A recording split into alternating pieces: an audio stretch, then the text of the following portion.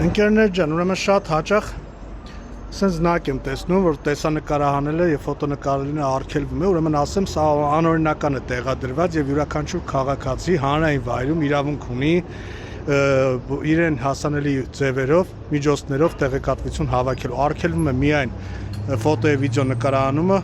պետական կառույցներում, հատուկ պահպանվող պետական տարածքներում, օրինակ ազգային ժողովում, նախագահականում, մետրոպոլիտենում, սակայն մետրոպոլիտենում էլ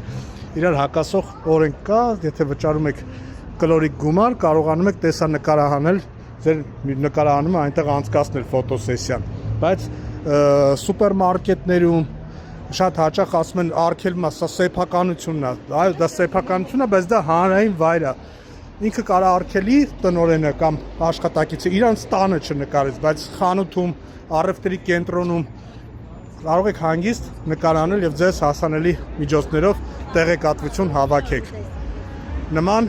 օրենք գոյություն չունի արգելող։ Այո, կա եւս մեկ տեղ, որտեղ չի կարելի նկարել, դա բանկերում արդեն գանձապահի մոտ է, դաժե բանկում, նույնիսկ բանկում մտնելիս այնտեղ ադմինիստրացիային կարող եք նկարանել, բայց արդեն առաջ գնալ դեպի կասաները չի կարելի։ Հենց որ նման զնակ տեղադրողները, որ հանգարց ձեր այդ խնդիր են ունենում, բացատրեք,